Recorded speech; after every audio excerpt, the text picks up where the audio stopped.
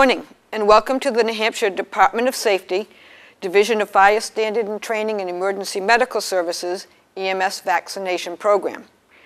I'm Jean Erickson, registered nurse, and I'm your facilitator for this program this morning.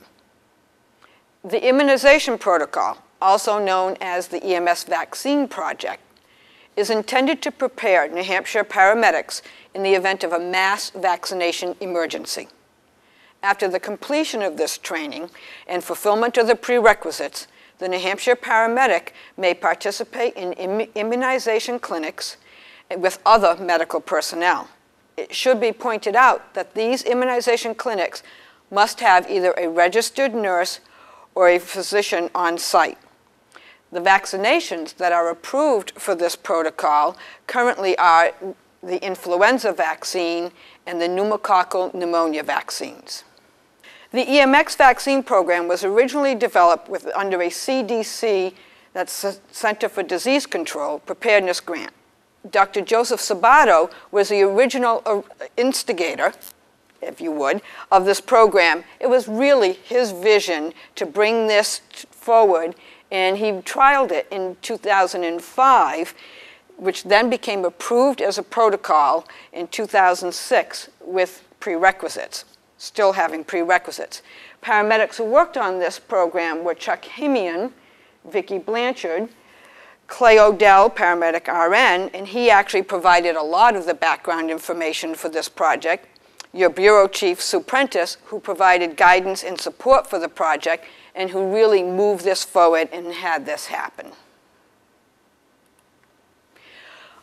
Additionally, this program's been supported by emergency preparedness under the agreement with the State of New Hampshire Department of Health and Human Services.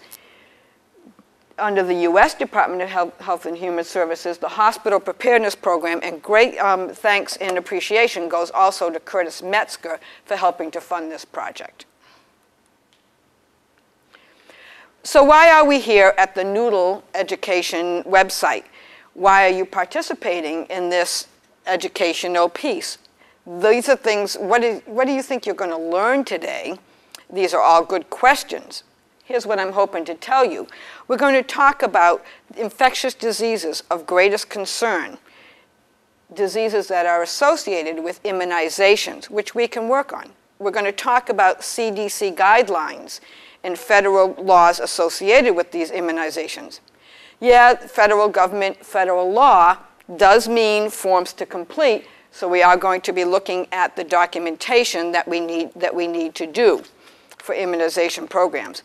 But most importantly, we're here to learn about immunizations and infectious diseases. That's our goal here today.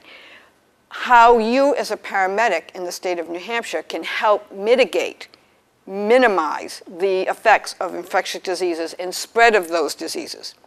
What you're not here to learn today is you're not here to learn about how to do an IM injection.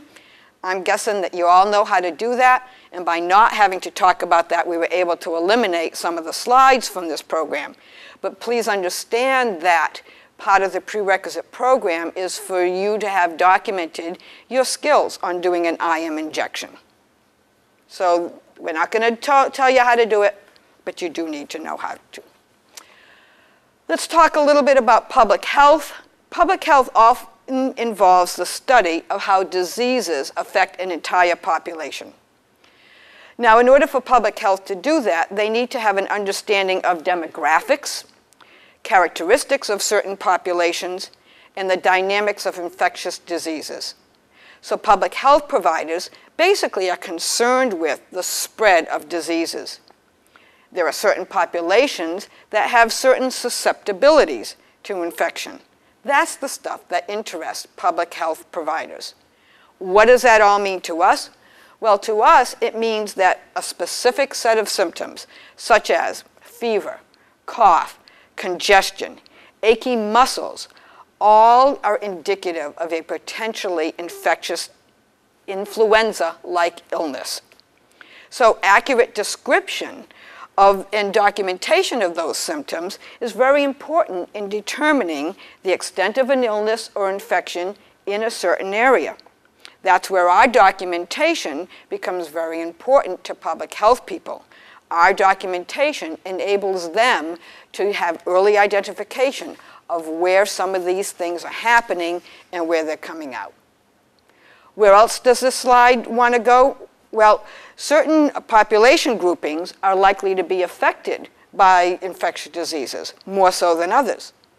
So for example, infants, young school children, preschool children have very immature immune systems. They don't have the knowledge in how to protect themselves from potentially infectious diseases.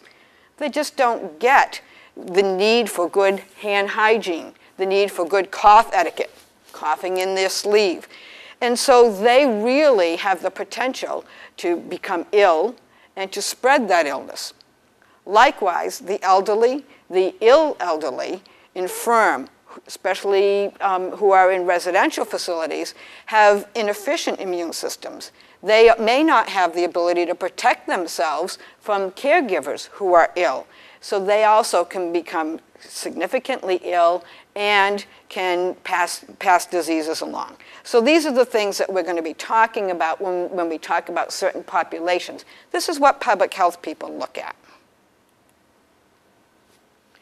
As healthcare providers, it's important for us to know that infectious diseases are one of the leading causes of death worldwide. So one of the roles that public health likes to do is to decrease that death rate. And we, as paramedics in New Hampshire, can play a role in that, decreasing that death rate, by helping to get vaccinations out there. So here's a slide. It's kind of busy. I'm not sure how well it's showing. But for quite a while in the US, we were doing a really good job fighting the war on infectious diseases. This graph kind of shows the trend back here. Now look, there's a really neat spike here that we'll talk about in a little bit. But then from here down to the 1980s, things were looking pretty good. In 1980, a spike here. So early on, we really were losing the war against infectious diseases. Good public health education, good research brought that down. 1980, we saw a spike. Can anyone think about what factors around the early 1980s might have related to this being a spike?